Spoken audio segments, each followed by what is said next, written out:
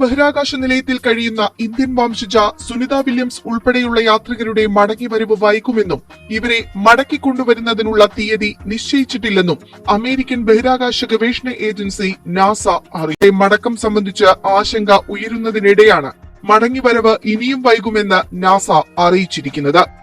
ബോയിങ്ങിന്റെ ആദ്യത്തെ സ്റ്റാർലൈനർ ദൌത്യത്തിലാണ് സുനിത ബഹിരാകാശത്തേക്ക് പോയത്. ഒരാഴ്ച മുമ്പ് തിരിച്ചെത്തും എന്നാണ് പ്രഖ്യാപിച്ചിരുന്നത്. ഇതിനിടെ സുനിതയും സഹയാത്രികൻ ബുച്ച് വിൽമോറും ബഹിരാകാശത്തേക്ക് യാത്ര ചെയ്ത പേടകമായ ബോയിങ് സ്റ്റാർലൈനറിന് നിരവധി തകരാറുകൾ നേരിടേണ്ടി വന്നതിനെ തുടർന്നാണ് ഇത്. എന്നിരുന്നാലും സുനിതയും സഹയാത്രികരും അന്താരാഷ്ട്ര ബഹിരാകാശ നിലയത്തിൽ സുരക്ഷിതരാണെന്ന് നാസ അധികൃതർ വ്യക്തമാക്കി. സ്റ്റാർലൈനറിന് ഹീലിയം ചോരുന്ന പ്രശ്നം പലതവണ ഉണ്ടായതിനാൽ വിക്ഷേപണം നീണ്ടുപോയിരുന്നു. ഇപ്പോൾ നാസയും ബോയിങ്ങും പ്രശ്നം ആഴത്തിൽ പരിശോധിക്കുകയാണെന്നാണ് വിശദീകരണം. ബോയിങ് സ്റ്റാർലൈനർ രാജ്യാന്തര ബഹിരാകാശ നിലയത്തിന് അരികിലെത്തിയപ്പോൾ പേടകത്തിൽ നിന്ന് ഹീലിയം വാതക ചോർച്ചയുണ്ടായി. ചില യന്ത്രഭാഗങ്ങൾ പ്രവർത്തിപ്പിക്കാൻ കഴിയാതിരുന്നത് ദൌത്യം ദുഷ്കരമാക്കിയിരുന്നു. ഇക്കാര്യങ്ങളെല്ലാം വിശദമായി പരിശോധിച്ച ശേഷമേ തിരിച്ചുവരവുണ്ടാകൂ എന്ന് നാസയുടെ കൊമേഴ്ഷ്യൽ ക്രൂ പദ്ധതി മാനേജർ സ്റ്റീവ് സ്റ്റിച്ച് അറിയിച്ചു. ബഹിരാകാശത്തേക്ക് വാണിജ്യാടിസ്ഥാനത്തിൽ യാത്രികരെ എത്തിക്കുന്ന പരീക്ഷണ ദൌത്യത്തിന്റെ ഭാഗമായി ബോയിങ് സ്റ്റാർലൈനർ പേടകത്തിന്റെ കന്നി യാത്രയിലാണ് ഇരുവരും ജൂൺ 5-ന് ISS-ൽ എത്തിച്ചേർന്നത്. 10 ദിവസത്തെ ദൌത്യമാണ് നിശ്ചയിച്ചിരുന്നതെങ്കിലും 2 തവണയായി മടക്കയാത്ര നീട്ടിവെക്കുകയായിരുന്നു. ജൂൺ 14-നായിരുന്നു ആദ്യ മടക്കയാത്ര നിശ്ചയിച്ചിരുന്നത്.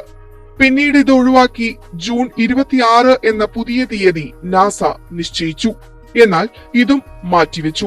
അതേസമയം ബഹിരാകാശത്തേക്കുള്ള തന്റെ 3ാമത്തെ ദൌത്യത്തിൽ സുനിത വില്യംസിന് ബഹിരാകാശത്ത് ഏകദേശം 1 മാസത്തോളം തങ്ങേണ്ടി വന്നേക്കാമെന്നും വിലയിരുത്തപ്പെടുന്നു.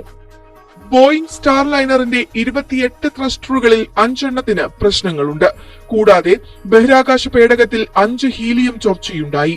സുരക്ഷിതമായ തിരിച്ചുവരവിന് കുറഞ്ഞത് 14 ത്രസ്റ്ററുകൾ ആവശ്യമാണെന്ന് വിദഗ്ധർ പറയുന്നു. ജൂൺ 15-ന് ത്രസ്റ്ററുകൾ പവറപ്പ് ചെയ്ത ശേഷം മിക്ക പ്രശ്നങ്ങളും ഭാഗികമായെങ്കിലും പരിഹരിച്ചതായി റിപ്പോർട്ടുകളുണ്ട്. ഹാർമണി മോഡ്യൂളിന്റെ പരിമിതമായ ഇന്ധനക്ഷമത കാരണം സ്റ്റാർലൈനറിന് 45 ദിവസത്തേക്ക് മാത്രമേ ഡോക്ക് ചെയ്തിരിക്കാൻ കഴിയൂ. നിലവിൽ 18 ദിവസം കഴിഞ്ഞു. ഇനി 27 ദിവസത്തേക്കുള്ള ഇന്ധനം മാത്രമാണ് ശേഷിക്കുന്നത്. രാജ്യാന്തര ബഹിരാകാശ നിലയത്തിൽ അപകടകാരിയായ ബാക്ടീരിയയുടെ സാന്നിധ്യം കണ്ടെത്തിയെന്ന റിപ്പോർട്ടിന് പിന്നാലെയാണ് ദൌത്യം നീട്ടിവച്ചിരിക്കുന്നതെന്നും റിപ്പോർട്ടുകളുണ്ട്. എന്നാൽ ബഹിരാകാശ നിലയത്തിലെ സഞ്ചാരികൾക്ക് എക്സ്ട്രാ വെഹിക്കുലർ ആക്ടിവിറ്റി തയ്യാറാക്കാനും നടപ്പിലാക്കാനും അധിക സമയം ആവശ്യമായതിനാലാണ് യാത്ര നീട്ടിയതെന്നാണ് ഔദ്യോഗിക ഭാഷ്യം. ഇരുവരുടെയും മടക്കയാത്രയുടെ തീയതി ഇനിയും നിശ്ചയിച്ചിട്ടില്ലെന്ന് അമേരിക്കൻ ബഹിരാകാശ ഏജൻസി നാസ അറിയിച്ചു. ബഹിരാകാശ പേടകം പുറപ്പെടുന്നതിനു മുമ്പ് നാസ ഉദ്യോഗസ്ഥർ തെക്കു പടിഞ്ഞാറൻ US-ലെ ലാൻഡിംഗ് സ്ഥലങ്ങളുടെ കാലാവസ്ഥാ സ്ഥിതിഗതികൾ വിലയിരുത്തുമെന്നും അറിയിച്ചു. പേടകത്തിലെ പിൻഭാഗത്തെ 8 ത്രസ്റ്ററുകളിൽ 7 എണ്ണം പ്രവർത്തിക്കുന്നതടക്കം ഹോട്ട് ഫയർ ടെസ്റ്റ് ഈ ദിവസത്തിലാകും നടക്കുക. കൂടാതെ സുരക്ഷിതമായി തിരിച്ചിറങ്ങുന്നതിനുള്ള സംവിധാനങ്ങളുടെ പരിശോധനയും പരീക്ഷണവും ഇതേ ദിവസങ്ങളിൽ നടക്കും.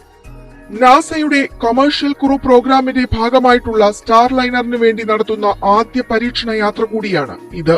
വാണിജ്യ ആവശ്യങ്ങൾക്ക് വേണ്ടി സ്റ്റാർലൈനർ ഉപയോഗിക്കുന്നതിന്റെ ഭാഗമായിട്ടാണ് നാസയോടൊപ്പം ചേർന്ന് ഇത്തരമൊരു പരീക്ഷണം നടത്തുന്നത്.